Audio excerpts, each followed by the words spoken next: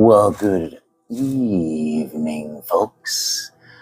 Mr. Potat here with a little book haul video.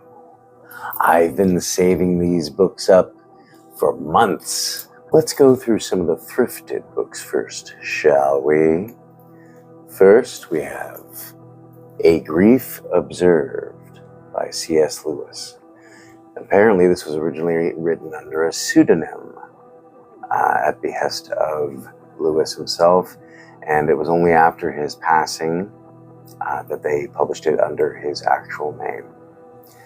Second is a very nice stack of R.L. Stine's Fear Street saga. Yep, a bunch of different ones I found in a local thrift store here called the Rusty Star Consignment Center. Just good Fear Street R.L. Stine goodness. Next up on the chopping block that I found for real cheap was a book by Kobo Abe called The Woman in the Dunes. This was actually made into a short film, which I found very disturbing when I saw it. And when I found out it is a book, I had to get it. The Woman in the Dune. Next up on the chopping block is Ring. Ring. You know, the, like the ring, you know, with as in The Ring or Ringu, like the movie. Found out this was based off of a trilogy and had to pick up the first one. It's written by none other than Koji Suzuki. Ring. Next up we got Naked Lunch by William S. Burroughs. The movie's crazy. Once again, movie, you know, I saw the movie first. You know, sort of like a Willy Wonka and the Chocolate Factory through the tunnel. You know, is it raining? Is it pouring? Is the hurricane roaring? All that shit. So, looking forward to some zaniness from Naked Lunch because the movie was insane. Next up on the list, I have, and this is beautiful. I gotta show you this. Let me just show you this. Look at that. Look at that beautiful binding or paintings on the sides of the pages. The Faraway Inn by Sarah Beth Durst. I was looking for something to take a break from all the horror and crazy action sci-fi stuff I usually read, and just to go with something kind of cottagecore, cozy, you know, just take a break. So The Faraway Inn is going to be that break. Next, another classic, The House on the Borderland by William Hope Hodgson. And I got this really great hardback edition, which has a pretty cool cover, I have to admit. But picked this up because this is one of the OG kind of like cosmic horror stories that is not H.P. Lovecraft. So checking that out. Keanu Reeves and China Melville with The Book of Elsewhere. I was actually faked out by buying this because when I first bought it, I checked it out, and there should be a signature page, but someone slashed it out when they resold it to this youth's bookstore. So, oh well, it was a signed edition, now it's a slashed edition. I just wanted to read it. So, The Book of Elsewhere. And then finally, out of the ones that I have already unboxed, is a comic book, actually. Beneath the Trees Where Nobody Sees by Patrick Horvath and Hassan Otsmane Eloho. Probably did not pronounce that right, but this really caught my eye. It's animals who are murdering each other. Anthropomorphic animals having crazy things that happen in the woods. Had to check it out. Now, Now we get to the unboxing. On this side is simple used books that I've found, and I will go through those first. On this side are signed books by authors, so I will do them last. All right, first up, what is this? What is this? Let's find out. All right, we got, we have Autumn Crow by Cameron Chaney. That's right, I remember I found this gentleman's YouTube, his BookTube channel, and I thought he was pretty fun, and he liked a lot of the same books I grew up on, and I thought I would give his book a chance, Autumn Crow. All right, second on the chopping block. Let's see here. All right, let's looky. Look-see. We have, and this actually ties into something I bought from an author. She didn't have a copy of this, but it's Buffy the Vampire Slayer novel called Power of Persuasion by Elizabeth Massie. None other than Elizabeth Massie. She wrote a Buffy the Vampire Slayer story, and I had to have it. I wanted to get a signed copy from her that maybe, just maybe, if I run into her at a con sometime, I can get signed from her. But I love Buffy the Vampire Slayer. I grew up on it in my teenage years, high school, junior high, or just high school. And the novelizations are something I never really explored. So when I found out that my friend Elizabeth Massie had written one, I had to pick it up. What's next? Ooh, that was easy.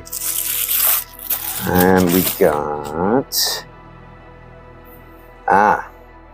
The Cursed Diary of a Brooklyn Dog Walker by Michael Reyes. This just sounded like, I don't know, just splatterpunk goodness. You know, it just sounded crazy. And I loved the idea of it, and I really liked the cool cover on it, so I picked it up.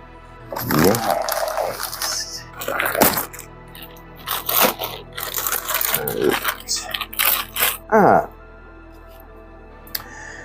The Good, the Bad, and the Undead by Kim Harrison. I've already read this, but when I moved to Illinois, I got rid of a bunch of my library of stuff because I needed to save space, and unfortunately my Kim Harrison books were some of the ones to go, and since I have been getting back into reading, I have felt like visiting some old favorites. And actually, funny enough, out of all of the Kim Harrison Hollows series that I have read, this one, The Good, the Bad, and the Undead, number 2, I believe, of the series, is my favorite because it has Piscari in it, the like vampire king guy. Anyways, I won't give it away, but very good book. We also have Writers on Writing. That's for me, for bettering myself. It's a collected essays from the New York Times. Not much to be said about this other than it's just collected essays from authors and advice on writing. So for me, studying. Ooh. Oh, this one I've been waiting for. I really wanted to open this earlier when I first got it months and months and months ago, and I didn't. And I've been saving it, but this is, if I'm not mistaken, one of my favorite novels of all time. This is the deluxe hardcover edition of Mark C. Danielewski's House of Leaves, my favorite novel of all time. I really am wondering if I got a signed copy, because it said sometimes you do. No, this is not for you. Okay, well, not a signed copy, but it is still gorgeous. If you haven't read this yet, do so. Seriously. Do yourself a favor. Oh, and sleep with the lights on. All right, let's get into the special stock. Okay. First, this is from... I think this is from overseas, actually, if I think it is what it is. Let's open it and find out. All right. It is the Afterlight Comics blind bag. All right, let's open it and find out what's in it. I have to see. I was going to do this later, but I really like their comics, and this is the first hard copies that I own. I got a couple of their digital comics, and they're very good. Afterlight Comics knows what they're doing, especially for being a small press. All right, let's see here. Let's see what we got. Ooh, Moth Hill #1. I remember hearing about this series. It is about Mothman. Very cool. We got Silence #1. Wow, that's good art. Okay, Silence #1. Oh, I did get a signed one. What do we got? The Haunting of Grimley Manor, or Grimley Manor. I think it's The Haunting of Grimley Manor. This is fun because it is signed right there. I don't know if you can see. And what else do we got? We got a little sticker thing. Little thank you for your support. Cool. I am really excited about this. The Haunting of Grimley Manor. And it is signed. Very cool. I will keep that in a protective slipcase. All right. Next. What do we got here? We got, Jessie McMains. Let's see what we got from Jessie McMains. Ahaha.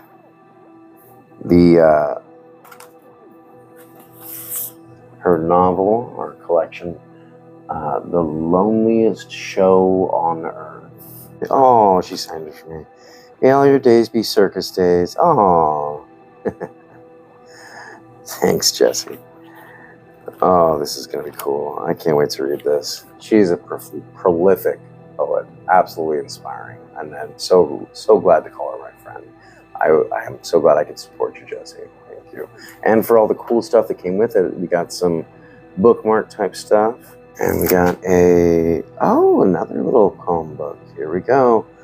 There Will Be Singing About the Dark Times by Jessie Lynn McMains. Poems. Oh, it's a chapbook. So cool. Ooh, what's this? There's a little thing.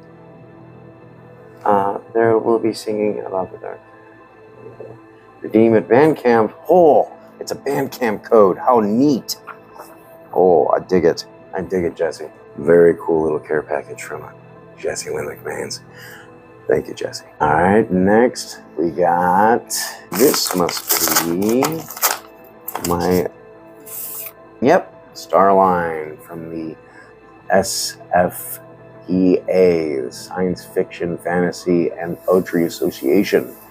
It's my latest copy of Starline. Oh, so cool. I know I've got friends in this, so I am happy to have it. Very cool. Next, we have something from Elizabeth Massie. Let's open her up, huh? See if I can. It seems to be taped pretty well shut. Ooh, bubble wrap, here we go. Oh no, it says taped shut. I cannot do it. Gently. I need a knife. Here I am doing an unboxing video without a knife. Alright, I am doing it with my bare hands, so... Ooh, hello. Okay. Ooh, that is in a protective case. Ahaha. Alan Kay's Inhuman #2. Ooh, it's got Ramsey Campbell, Tim Curran, Thomas Hunter. What else? Elizabeth Massie, Michael Lano, Dora Lansdale. Nice. Let's see who signed it. I think she believe she said that someone has signed this. All right, let's look into Inhuman. Here we go. Inhuman. Alan Kozłowski. Okay. And we got cool drawings in this. Here we go. Elizabeth Massie. For Devin. Pleasant Screams. Thank you, Elizabeth. That's good stuff. I love the drawing too. That's Elizabeth's story. So yeah, Inhuman #2 magazine. Let's put this back in its protective casing. Okay. Very cool. Next on the chopping block, we have Fragile Do Not Bend. RJ Beneti. RJ Beneti in the house.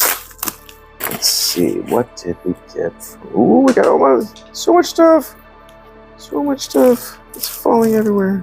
We've got some stickers. Your ass is slashed. Cute. We got RJ Beneti's Horrors of the Shopping Mall Ass Slasher. I just thought it was hilarious. Ooh, wow. Stickers and bookmarks. Lots of stickers. Very cool stickers. Neat. Some of these might go on my computer. Oh, we signed it too. To Devin, have a nice time with this slasher. With ass slasher. Nice. Cute. I love it.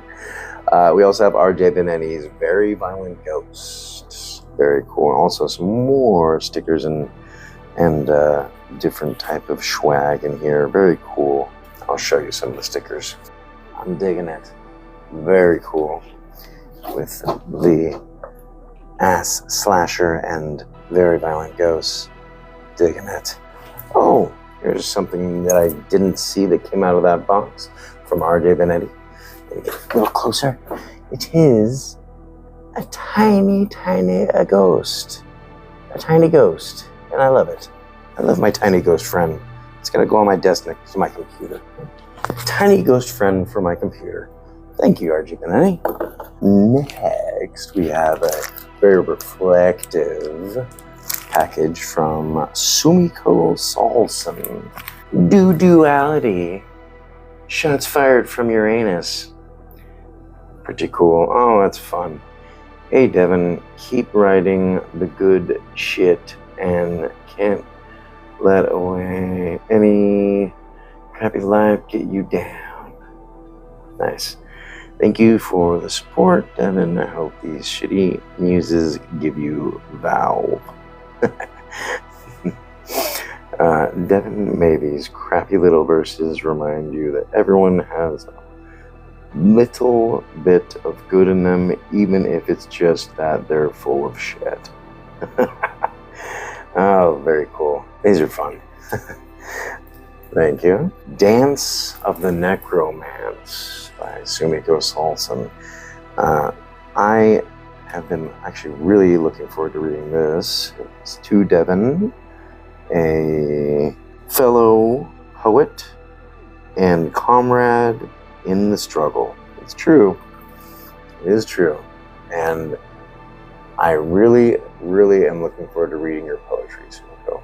I've loved everything I've read so far, and this looks very fun.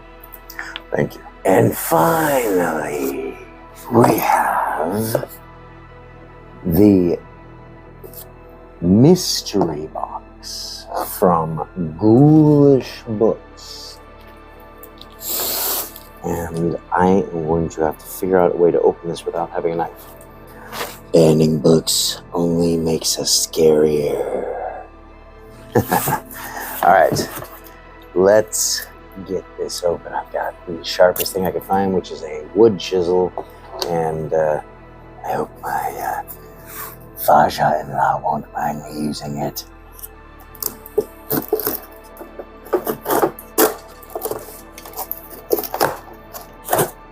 Alright, okay.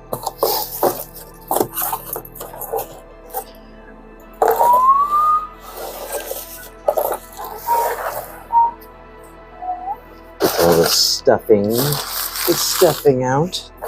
First things first. The first book in the mystery box from Ghoulish Books and Gifts is Those Across the River by Christopher Buhlman. Haunted by memories of the Great War, failed academic Frank Nicholas and his wife have arrived in the sleepy Georgia town of White Brown, where Frank hopes to write a history of his family's old estate, the Savoyard plantation, and the horrors that occurred there. At first, their new life seems to be everything they wanted, but under the facade of summer, socials, and small-town charm, there is an unspoken dread that the townsfolk have lived with for generations, a presence that demands sacrifice. It comes from the shadowy woods, across the river, where the ruins of the Savoyard plantation still stand, where a long smoldering debt of blood has never been forgotten, where it has been waiting for Frank Nicholas. That's cool. Digging it.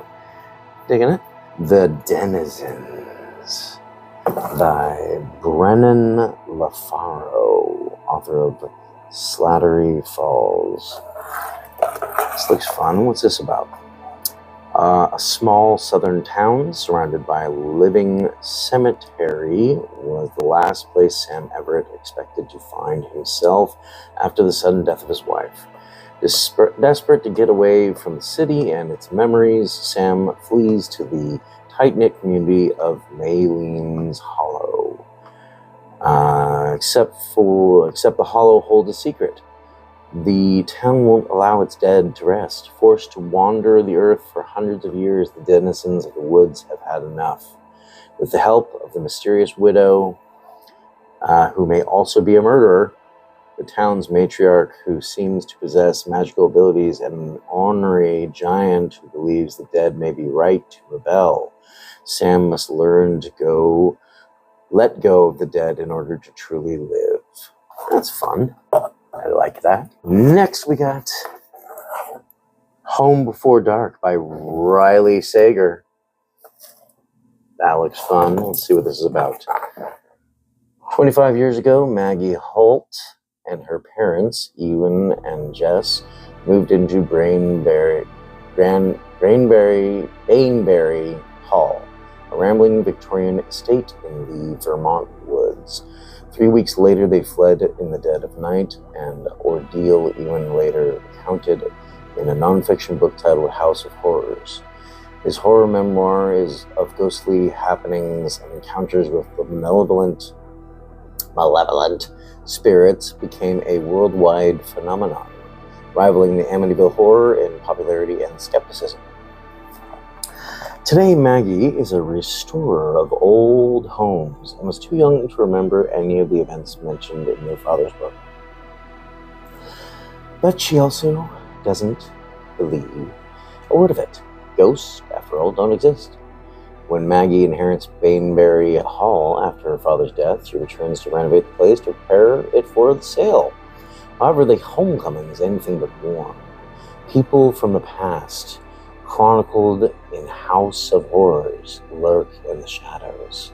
The locals aren't thrilled that their small town has been made infamous thanks to Maggie's father. Even more unnerving is Bainbury Hall itself, a place filled with relics from another era that hint at a history of dark deeds. As Maggie experiences strange occurrences straight out of her father's book, she starts to believe that what he wrote was more fact than fiction. So yeah, Home Before Dark by Riley Sager. Cool. Invasive Species by Ellery Adams. That looks fun. Well, it doesn't have a synopsis on the back, but it's got some quotes from Crystal King and Clay McClure Chapman. That's pretty cool. Crystal Miller. Let's see here. Here we go. The women in Cold Harbor all have something to prove, and they'll have to do it in a world full of monsters. Something's not right in Cold Harbor, more so than usual. While this sleepy small town has seen its fair share of monsters and cheating husbands and leering bosses, none are as hungry as Miss Smith. The mysterious resident has finally emerged from her crumbling mansion on the hill, mesmerizing the townspeople with her beauty. Her secret? 9 human sacrifices to feed her immortality. Natalie Scott is more worried about Mrs. Smith blocking her first real estate sale, the one that will take her from stay-at-home mom to working woman extraordinaire. She's eager to prove herself in a world where the social mores of 1980s suburbia reign, where she's expected to keep a magazine-perfect home and raise beautiful children, all while sticking to her husband's budget.